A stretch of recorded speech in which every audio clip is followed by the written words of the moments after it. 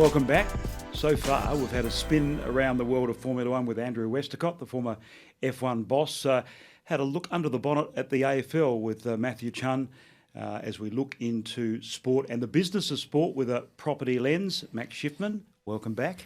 It's great to be back with you, Bash. What about our setting last week?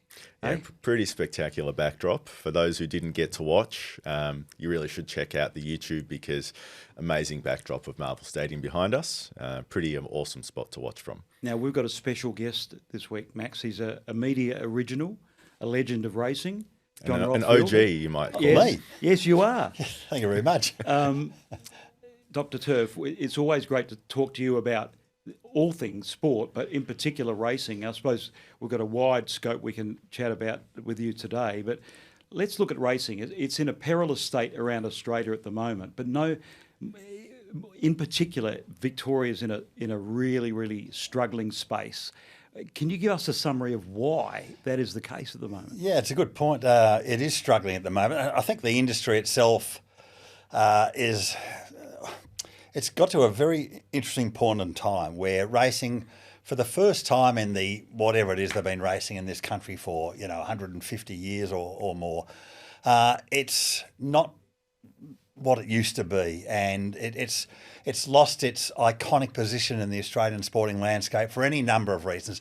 Some of it are social issues, some of it household, income issues. There's peer pressure from young people regarding animal welfare. So there's any number of reasons that have caused this hiccup in revenue, because it's an industry that is entirely dependent on gambling. There's no other sort of support mechanism to sustain the horse racing industry other than gambling. And for the first time in the last half a dozen or so years, it's wobbly. In fact, it's worse than wobbly. It's on the downward slide. Will it come back? I argue that it won't. So what it then brings into play are politics as well. Yeah.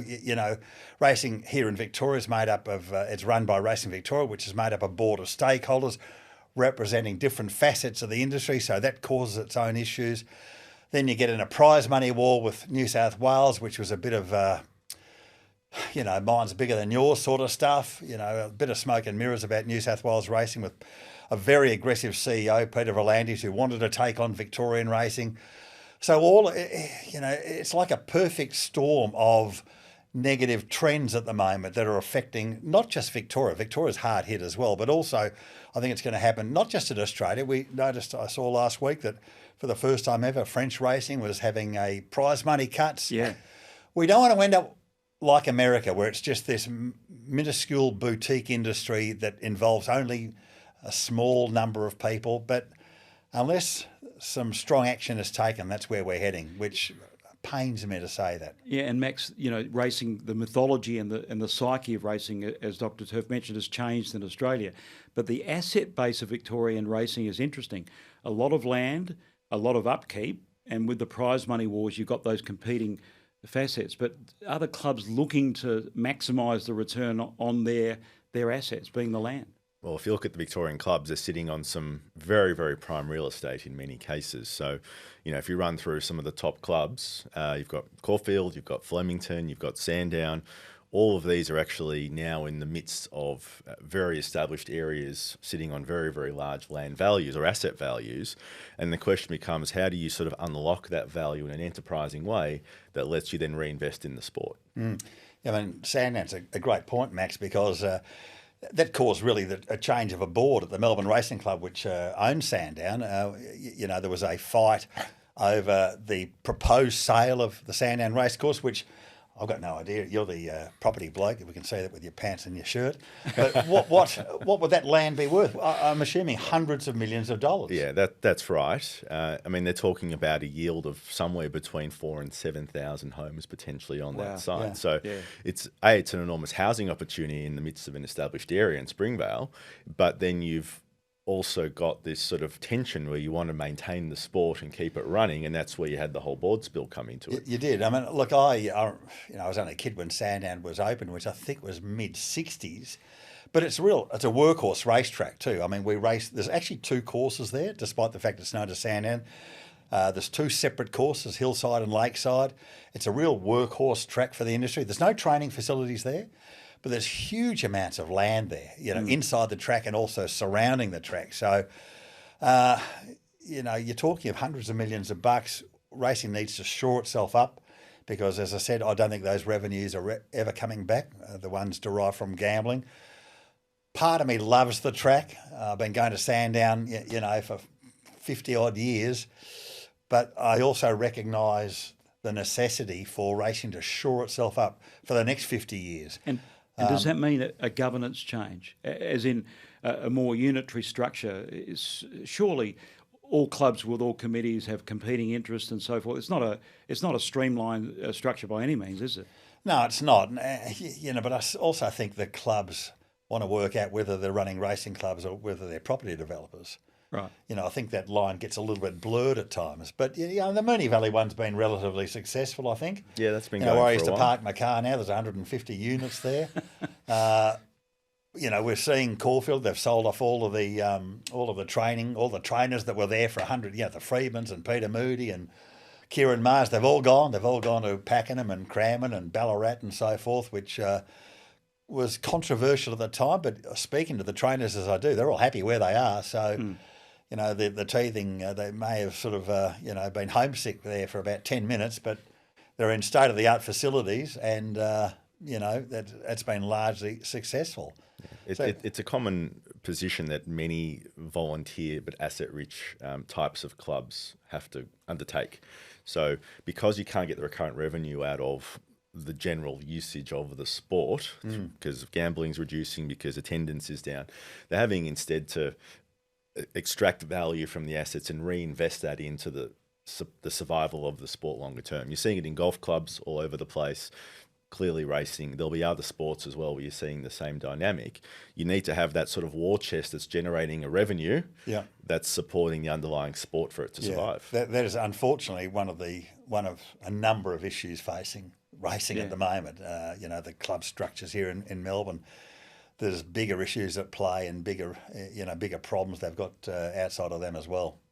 Let's look at a little bit of infrastructure, because we know there's a lot of country tracks, and you've got Pakenham, Cranbourne, Ballarat, Bendigo and Warrnambool being very good regional centres. And training centres. The best in Australia. But there's a whole lot of infrastructure that needs upkeep.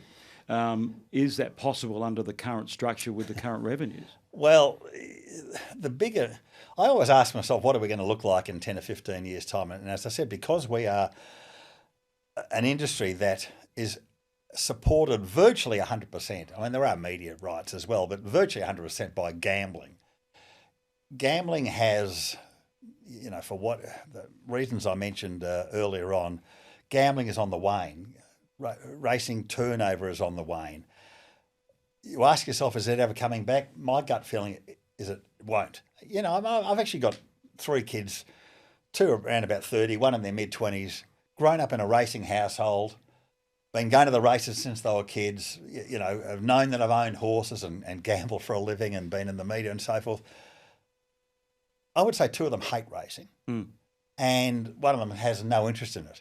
And I think that's reflective of the community. There's always going to be the rusted on people, young people as well, that's still involved in racing and still like having a bet and so forth. But it's not as cool as it used to be. And for reasons I mentioned, as well as the economic impact on households that gambling has had and racing has had, but there are also animal welfare things. These things aren't going away. No. And aside, you take that and bear in mind the monolith that the AFL now is, that totally dominate the sporting landscape, not just in Victoria, but Australia-wide, as does the NRL, does in New South Wales and Queensland. Racing hasn't, it used to be footy, cricket and racing. Yeah. And it's not. There's so many other activities and pursuits that attract younger people, and younger people are the future of racing in a way. So that makes me come back to my point that racing revenues will never come back to what they were. Can racing reinvent itself? Can you have the 2020 of racing, for example? Because that's how other sports have. Something. It's a good point. It's a good question, because I think to a point it can, but I think it all involves just need ponies riding around instead of thoroughbreds. I think you need to downsize the industry. I don't think the current framework, the current infrastructure is sustainable going forward. And it's difficult for a board, and there is a controlling board here in Victoria called Racing Victoria, which I think structurally is flawed, but it'd be a very brave board to make decision to say, we need to shut down race clubs, race tracks provincially, maybe even one in the city. We need to cut down on the number of trainers and horse populations because that impacts on breeders, who are a very selfish part of the Australian racing industry, I can tell you. It doesn't suit governments either to say, I know you've got seats in the country there, but guess what? It's not our job to create employment in your rural seats. It's your job. There's any number of sort of facets and aspects of, the things that are impacting on the sustainability of the sport. But if you base if your starting position is, we ain't coming back to where we used to be 10 years before COVID. The trend was there prior to COVID. Turnover was down leading up to COVID. What COVID gave racing was a sugar hit. And unfortunately, there wasn't the wherewithal to realise that's all it was. Because at one stage, in 2020 or 21, whenever COVID was, Australian racing at one stage was the only sport in the world that was on. That's right. And, we knew, a lot of us knew, hang on, we saw the trend prior to COVID. Why will it come back after COVID? And I remember talking to the CEO of one of the, we call them WSPs, one of the sports betting companies in Australia, saying to me, the day the doors to Australia open again, it's back to normal. He knew it. He had skin in the game. He's a shareholder. But the industry, the people who are paid to be aware of all of this, said, oh, no, but let's go the other way. Look at all this revenue that's come in the 2 years of COVID. Let's have a prize money war. Let's increase let's have $100 million races in Australia. Victorian prize money increased by $38 million post-COVID. And then they're bringing a race like the All-Star Mile as a lame reaction to the Everest. That's cost $50 million. Yeah. That's not a made-up figure. Yeah, the prize money was $6 or $7 million the first year, let alone the promotion and publicity. And it's just not sustainable. Well, it didn't work. It didn't work. But, it's a good race. No one's saying it's not a good race, but you get $50 million worth of value out of it. You got about $2 worth of value out of it. So we're now these racing administrators and board members. They're not shareholders. If this was a public company that was on the stock market and they owned shares, you reckon they'd be looking at these clubs like franchisees and saying, well, this is not sustainable. Let's cut them loose. I don't know whether the wherewithal at Racing Victoria, and I can only speak about Racing Victoria, but New South Wales has got its own issues. Have they got the wherewithal to make these hard decisions and say, what are we going to look like in 10 years' time? We better batten down the hatches. We need to downsize the industry to a point and try and prepare ourselves for this revenue that ain't ever coming back. And Max, it's a really good point Turfy makes about the asset of Victorian racing. Do you think there'll be increasing pressure from government to try to solve some of the housing issues by dipping into the land assets of various racing jurisdictions around Australia, or in particular in Victoria? Yeah, well, we've seen it already. Rose Hill happened recently, and that was a very, very public case of putting a lot of eggs into one basket in terms of delivering 25,000 homes that's fallen over. And they had no figures to back them up. I'm not saying it was the right thing or the wrong thing. That's New South Wales, but gee whiz, what a poorly run campaign that was by Racing New South Wales and the government to try and get that through. Yeah, so you're seeing these sorts of examples, right, where you actually need to unlock housing at scale, and there are very few opportunities in the bigger cities to do that. But horse racing facilities are one of those few opportunities where you can actually deliver larger scale precincts with all the housing and the amenities and infrastructure that you need to support a growing population. But you need both sides to agree. You need the politicians to agree it's in their interest and they can flip-flop one way or another. Then you need to also convince the horse racing people, the members and the boards and so forth, that it's also in their interest to do it. And what we've seen is both sides of that across the board, where Sandown, again, is the prime example where the council wants to rezone it, the government wants to see it rezoned, but the board is now saying, actually, let's hold our horses, so to speak, and let's make sure that decision isn't made too quickly. And so you're going to have this constant tension. You can't rely on horse racing facilities and racing facilities to be the solution to building more homes. That's for certain. No, and more to your point about the government relying on racing to solve their housing problems. I mean, as I mentioned about if you need to shut down country race clubs and the government's saying, hang on, you're not shutting down that club and that rural electorate. Well, not racing's job. Yeah, what are you going to do to support it, to make sure it survives? You know, can't. I mean, that's often what we hear, that they want certain things to happen politically, but there's just this disconnect between that political environment and what they actually do to support it. And housing's primarily the same, where they say we want more of it, but they do everything possible to overregulate it and stop it from happening. And then they complain, why aren't you building enough bloody houses? Yeah, like all this sort of racing politics is not my cup of tea. It's not my, I don't know enough about it, but I'm sitting on the outside, and I know a lot of people involved, and it pains me that we're in this position because your job is to prepare for the future, and I'm not sure the talent is there, and I'm not even sure that the RV board structure will allow it, because it's it's made up of stakeholders. Is anyone doing it right? Well, I don't know what goes on in racing. I can only speak about racing in Victoria, but there's owners have representation, a very, very powerful part of the Victorian race. And some say that Jonathan Munns, who's the unelected chairman of Trot, is actually running racing here in Victoria.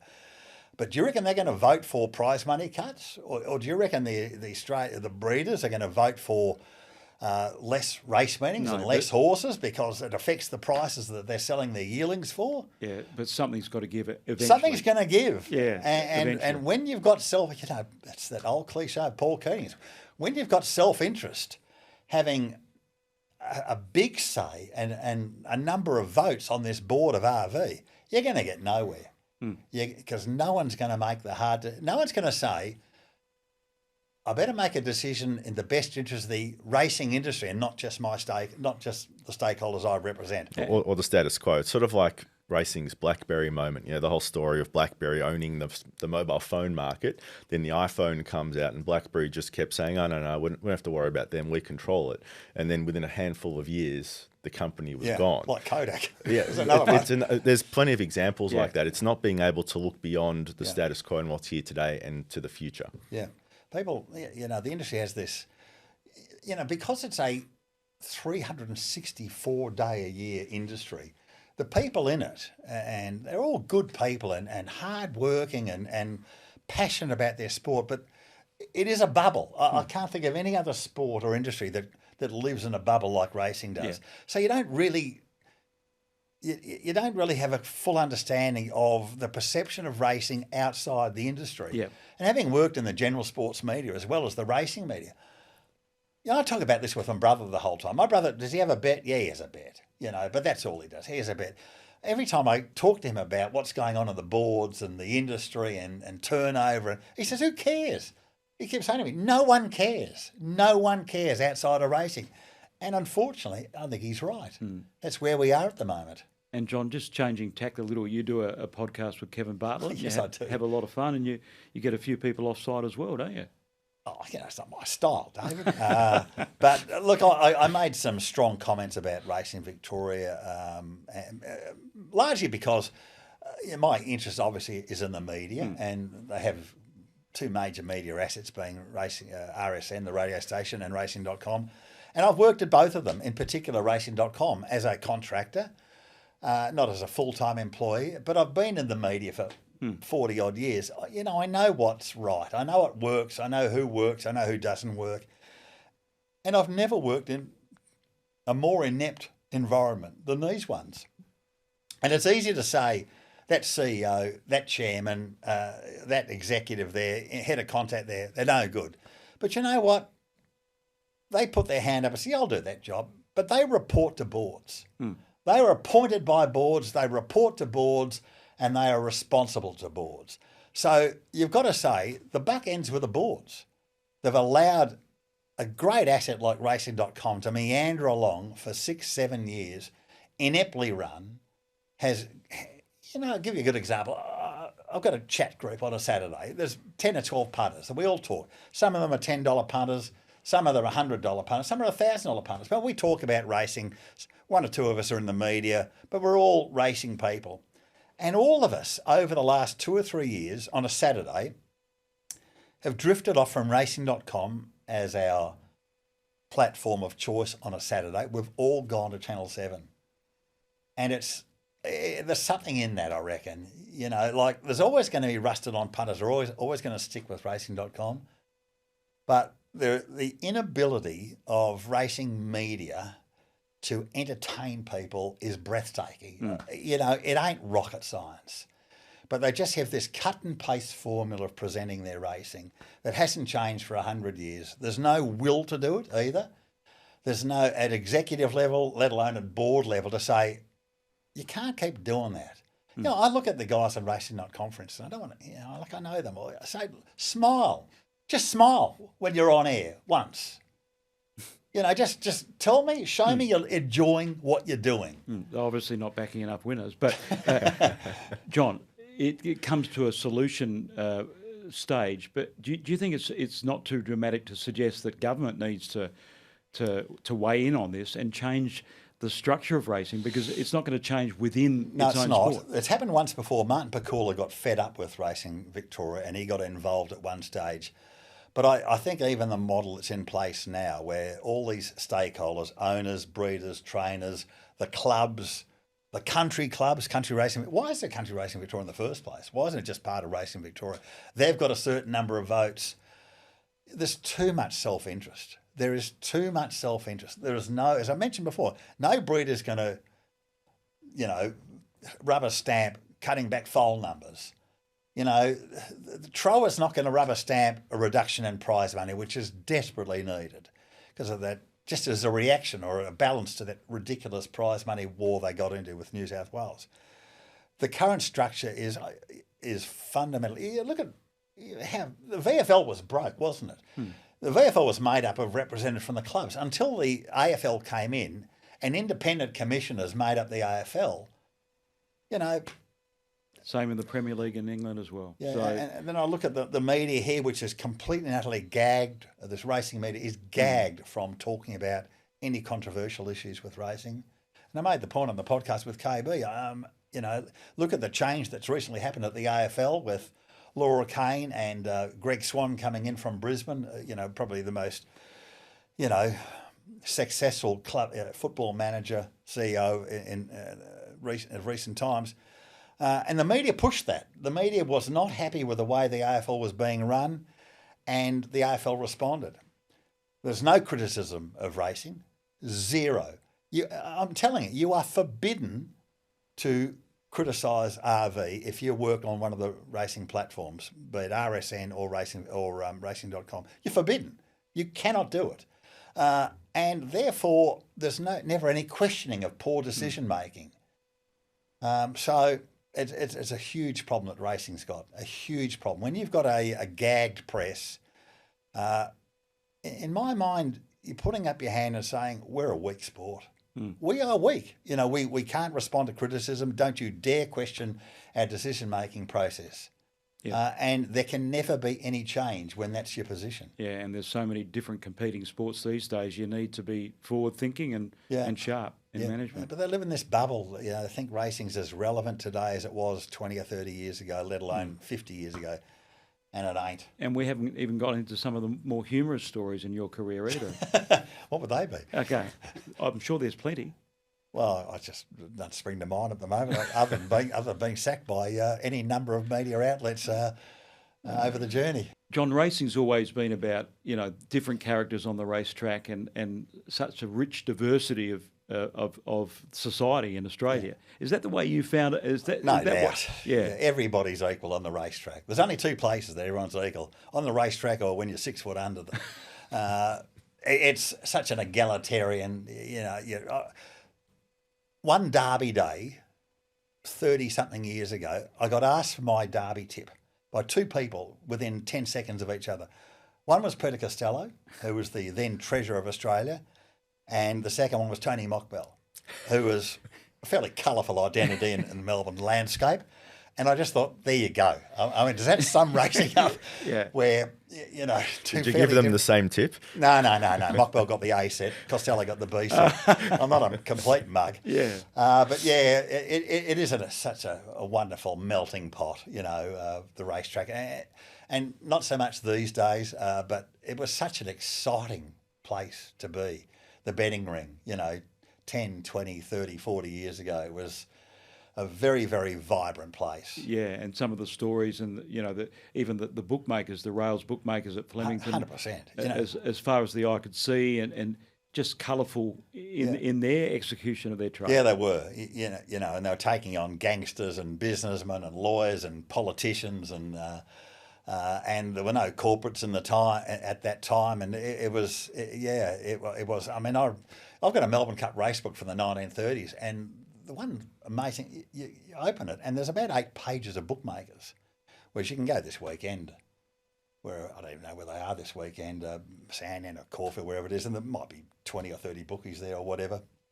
It's just different. But I grew up being taken to the races by my old man. I used to sit in the back of the car and keep my mouth shut while him and his mates were talking, and always out of the side of their mouths, and I used to follow them around. My mum would send me around to follow professional punters so I could get tipped from Johnny Diamond. I don't even know who the bloke was. That's who I was told to follow to see who he'd backed. It was, very, very, very exciting time. And both my mum and my dad bet. You know, my dad, he played poker every Monday night, went to the races every Saturday with the same 4 or 5 blokes for 50 years. Mm.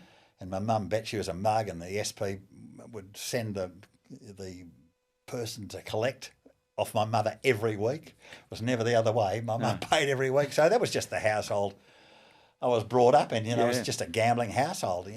My grandmother brought the family out from Scotland in the 1920s, leaving behind 2 brothers who were bookmakers. He used to work the tracks of, Perth and Ayr in Scotland, and then occasionally venturing down to the north of England. She left. She said they were so mean, these 2 brothers, that they used to employ a pickpocket. So if a punter won off them, they'd just send the pickpocket out to get the money back. So she wasn't a big rap for her brothers, who she left behind in Scotland, in Dundee. It was just that. We used to holiday. Just finding we had a beach house in Frankston. Believe it or not, people had beach houses in Frankston, but. So my introduction to racing was going to Pakenham and Mornington over the summer months, and I just couldn't wait. I couldn't sleep for the week before the Mornington races. Just in the anticipation of going and seeing the bookies and the colour and the noise and the clang, the crashing of the barrier stalls and the horses, footsteps on the hoof noises on the concrete, and so just got me from a very early age. How do you bring that excitement back to the next generation? I mean, you talked about the fact your own kids have grown up in the household. The point, Max, is that they don't try. I mean, all of the media presentation of racing on racing.com and RSN is about tips, speed maps. There's no attempt to. It's data, not colour. It's exactly data, right. It's data, not colour. And it's a tragedy because there's so much colour. There's so many great stories and great people, it's just a lost. The storytelling has been lost with the racing media, and it's sort of almost been driven out of the racing media. I'd go to the press room when I was 30 years ago and I was still punting properly, and you go to the press room, there'd be 10, 15, 25, 30 blokes in there. If I go to Sandown Saturday week, go to the press room, then there might be 3 people in there. When all the old racing journals that I grew up with, first of all, reading them and respecting them, loving reading their work, they're all gone, and they haven't been replaced. And that's just... It's a reflection editorially of what the newspapers think. I mean, I don't think the Herald Sun's got a chief racing writer. The Age has got Danny Russell, but the days of the Les Carlines and Patrick Smiths and Jack Elliott's and Peter, who helped sell the colour of it. They weren't interested in saying who won that race, where he's running next week, will he run a mile, will he go to Sydney? Who cares about that sort of stuff? the rusted on punters that need to, they're going to find that stuff out in it. Doesn't, to the rest of the public and to young people, it's of no interest at all. We don't tell stories. We don't try and disseminate the colour and the atmosphere anymore. It's just clinical shite. I'm going to ask that you a one racing more. expression? Yeah, well, that is not technically a racing expression, but it is now. What about, I'm going to touch on the nostalgia. Would it be fair to say in the halcyon days of racing, when you were younger, and so was I, it brought the best and the worst out in people on track? What are you saying? You're saying that people... There was always somebody out there trying to relieve somebody else of their money. Exactly. There were people out there that thought every dollar in the world was theirs. It was just a case of getting it all back. Racing is a game. To me, it was always a game. It was horse versus horse, trainer versus trainer, jockey versus jockey, punter versus bookie. But the whole game aspect of it is gone. And, the colourful identities where, even if you couldn't stand them, if they were miserable human beings, you still got a lot of enjoyment out of them, about listening to them and watching them. And, unfortunately, and I'm not saying those people aren't still around, because the trainers that I know and the jockeys I know and I've known for 20, 30 years, fabulous people, colourful people, great stories to tell. But, they're only ever asked about the horse that they're training and will it run a mile. It's a lost cause. It's a lost cause. Well, you've reflected on some of the great stories of the sport. And I like to think so. And, my old man used to talk about Phar Lap and stuff. And we still have horses as heroes. But unfortunately, once Black Caviar retires and Winx retires, it's just back to the mundane presentation of the sport, There's no doubt those headline horses attached. They don't help. They are short-term tonics. Yeah, exactly. And that's all they are, unfortunately, much as we think that they'll, people used to queue up to go and see Black Caviar and Winx, and they were generational horses, but... we can't rely on them to sell the sport to non-racing people. Whether we can sell it in the future remains to be seen. But, I remember taking my kids when they were little to go and see Phar Lap's hide in the Melbourne Museum to try and, I don't know, introduce them to the sport in a different way, Maybe you need Drive to Survive for horses. Well, funnily you say that, because there's one on there's a new one on Netflix about the Triple Crown, which is Americans. Racing in America is half cooked, so I don't think that America's doing anything right. But they have this Triple Crown, of course, the Belmont, the Preakness, Kentucky Derby. There's a great series on Netflix about that. Some of the owners, my God, the world of bling. The world of bling. They'd be very colourful. So the stories are there. I remember going to Racing Victoria 10 years ago saying, have you ever thought about putting money behind a reality TV program and call it The Real Apprentice, and follow 10 apprentices, 16-year-old kids learning how to ride, going to racing stables and learn, because they all apprentice to senior trainers and so forth, and following them. And at the end of the series, one of them gets picked up by Hayes or Friedman. Ride to Survive. Yeah. There you go. Waste of time. Well, it's not a waste. It's a great idea. But, yeah. That's how you invest in the next generation. They consume That's right. media differently. You know something? I can't stand car racing, but I've watched every series of Drive to Survive. Every series I've watched of it, every episode. So it just shows you don't need to be an aficionado and have a love of that particular sport, but you get introduced to it. So now, 3 or 4 years down the track, I sort of half follow the Formula One season, and I want to know, these blokes that I've come to learn who they are on Drive to Survive. And even that Full Swing one, the golfing one, I think it's introduced people to the sport, because they actually see the people and see them at home and in situations outside their sport. I had a mate that went to Racing Victoria or racing.com with an idea of having a cooking show with jockeys. And you're going to cook the jockeys. So, they're not that tasty, are they? No, there's no meat on them. But the idea of the show was to interview the jockey whilst cooking a meal, the jockey's favourite meal. It was just such a good idea, but straight out the window. No interest in it, and whether it's a financial thing. But the bottom line was it was going to show another side of racing's participants, being jockeys this time, out of their comfort zone, who they are, what music they listen to, what their day's like, what they eat and all that sort of stuff. So you get to learn who they are, as opposed to just another interview with Damien Oliver or Craig Williams about, how many cups winners you've ridden. And I'm not saying, I'm not trying to undermine that sort of aspect of their careers, but you've got to sell the colour and the personalities. And we just, either there's no understanding of it or there's no ability to do it. It's one or the other. Change one word. Ride to survive. Ride to survive, that's it. There you go.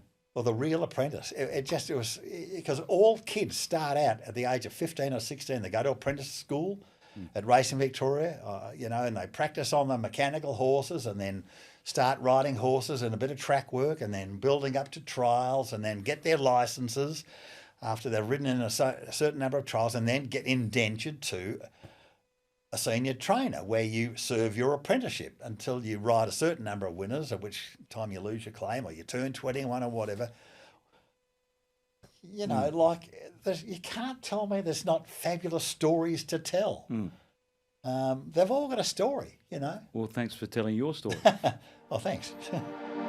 Max, Dr. Turf, that was compelling stuff. He covered some territory. Sure did. What a character, what a wealth of knowledge and insight into the business of racing. Clearly a few major challenges for them to work on over the next couple of years, I'd say. Yeah, and in particular, what I got out of it was the governance issues in racing. And racing's not the only sport that has these issues. There's a lot of other sports in Australia that are not in the unitary structure, the more federated structure. So they need, there's so many competing forces now in sport, entertainment. If you don't have your backyard in order, things are going to go south pretty quick, aren't they? Yeah, you've got to look at where they're succeeding and where they're not and learn from the ones that are. I mean, obviously, we had the interview with Matt Chun recently. AFL is still streets ahead, it seems, compared to a lot of other sports. And there's a lot that other sports can learn from how AFL's doing it. Yeah, and there was a little thing about, recently Singapore racing was shut down because the Singapore government took hold of the land at Kranji, same in the Curragh, for public housing. So there's a bit of a trend worldwide. Let's look at Claire O'Neill, the Federal Housing Minister's recent comments, saying there needs to be an overhaul of regulations to turbocharge housing. Is this more lip service, or do you think now there's going to be a bit of acting involved and a bit of execution? Well, she's clearly heard a message from industry and from those that are trying to actually build the housing. And her comments are good in that she's at least trying to characterise the issue. And it's something that I've been talking about and industry's been talking about for a long time, where you've just had this continued growth in the number of things that come into getting your approval. It's just made the process more time consuming, more costly, more difficult, more risky. And all of that's resulted in fewer and fewer homes getting built, particularly with the population growth that we have. So it's great to have the broad issue recognised. Planning and regulation isn't the only thing that's at play. We've still got to solve the construction costs and productivity issue that we've talked about previously, but at least it's a good start. The really challenging thing is going to be unpicking and unwinding so many different requirements across 3 different levels of government to actually make a difference on supply in the future. Okay, I thought one quote was quite telling. She said that in part the result of the current situation of 40 years of unceasing new regulation across 3 levels of government. Is she trying to set the narrative? So what I mean by that is, how do we go from finger pointing to actual reform and action? Yeah, well, again, it's good to understand what the issue is. And the truth is most of that regulation is really controlled by the states. So one of the big jobs that Claire O'Neill has is to actually wrangle all the states and get them to understand the impacts of their state level and local level decisions on that sort of broader goal and that target of delivering, as many homes as possible over the coming period. Okay, well, to that end, Max, National Cabinet was to the fore with bushfires and COVID, in particular COVID, where all the First Ministers around Australia got together. They put politics aside for the common good. Well, that was the narrative anyway. And for the large part, that did happen. Is housing at the point where it's such a crisis that it needs a federal intervention through national cabinet? Well, when there's a crisis, you act like it, right? And at the moment, we're not really acting like there's a housing crisis, even though we keep saying there is one. I mean, what would you do in a crisis, Bash? Would you be sitting there and talking, or would you actually be doing something? Well, I'll be stripping away layers of bureaucracy that are impeding reform and trying to get a productive outcome. Yeah, So, and the only way I see that happening is through one body setting, like an AFL commission, like a unitary structure, setting a policy and executing for the states. Yeah, I mean, yeah, it would be wonderful if that was easily done under the federated structure that we have in Australia. I think it's a little bit more difficult constitutionally to force decisions to be made. But I come back to what it means to be acting like you're in a crisis. And when you're in a crisis, you don't sit there and percolate every possible scenario of what you should do and wait 6 months or 12 months or 5 years to make decisions. One of the big things you do in a crisis is get as much information as you can rapidly and make quick decisions based on the information you have at hand. And I've not seen anywhere where they're acting accordingly. So again, for all the sort of talk about national housing issues and housing crisis, I'm yet to see any state or the federal government act as if it's a true crisis. If you had your hands on the power levers, what would be the top three things you would do at the start of reform in this space? Yeah, well, the start is saying yes to stuff. It's too easy to find reasons to say no to things or to justify why you've gone no in a particular decision and then apply the same logic or counter logic in many cases in other areas. I mean, there's one example in Victoria recently where there was a what's called the distinctive area landscape thing. It sounds really boring, and it is, but basically it's trying to decide how much our regional towns should grow. And you would think that when you're expecting population growth and you want to decentralise from the big cities in Australia, one of the things you'd be encouraging is additional capacity and land supply in these regional areas. But what's ended up happening is actually the opposite. They're shrink wrapping all these regional towns around Victoria. They're doing the same thing in parts of Queensland and other parts of the country as well. And so you're actually reducing the opportunity to build new housing in a more affordable and desirable way. So how can you say you're dealing with housing supply and tackling the issue of housing when you're also locking up land to not let it be developed? And further to that, the detached housing soar in price, you know, the increase in getting that type of housing to the regions. That's a real concern, isn't it? Because that was potentially solving an issue. Yeah, well, look, there's obviously different types of housing and people should have as much choice as possible. And, you know, coming back to the sort of core question, you want to be creating as much capacity in the broader housing market as possible across everywhere, geography, housing typologies, whether it's prefabricated or modular or built in a traditional manner, whether it's high-rise, low-rise, mid-rise. You've got to unlock all of that and just start by getting things moving again. And then you can work on the big planks of the serious reform that takes legislation and takes standards changing and takes all the other bits and pieces. The trouble is there's all this talk about the sort of long-term at the expense of doing any real action short-term. And you can see it in the data. I mean, the most recent ABS housing approvals data came out back in, or comes out later, but it was for the April month. So we're 10 months into the housing accord, the federal plan to build 1.2 million homes.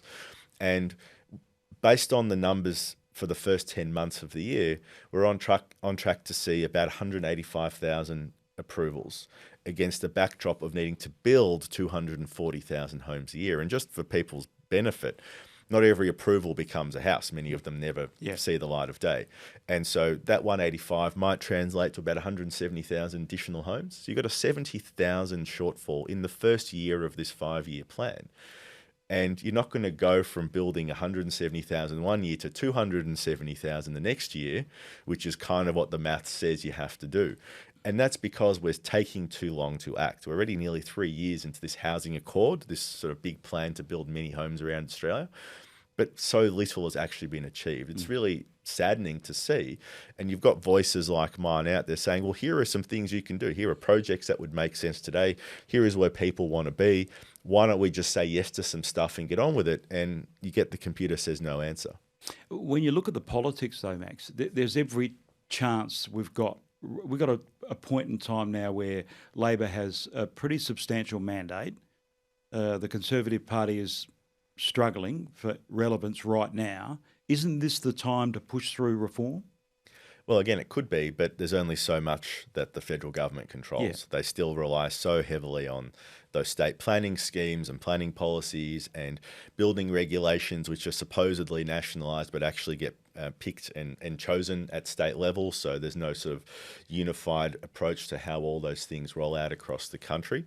You need a lot of people to agree that this is actually something we should be focused on, and have someone there that is ultimately the arbiter of what decision is made. You hear from everyone, but at some point someone's got to be in a position to say, look, we've heard you, but this is what we're going to do. This is going to be the national way we deal with this particular issue, and off we go and tackle the problem in that way. I just don't think there's enough willingness across the states and the federal government to actually, I suppose, give up their own patch and look at the bigger picture. Okay, well, in reference to the Socceroos qualifying for the World Cup, Albo's got to put on the number 9 strip, be the centre forward, hold the ball up, and bring the other players into calculations. What do you reckon?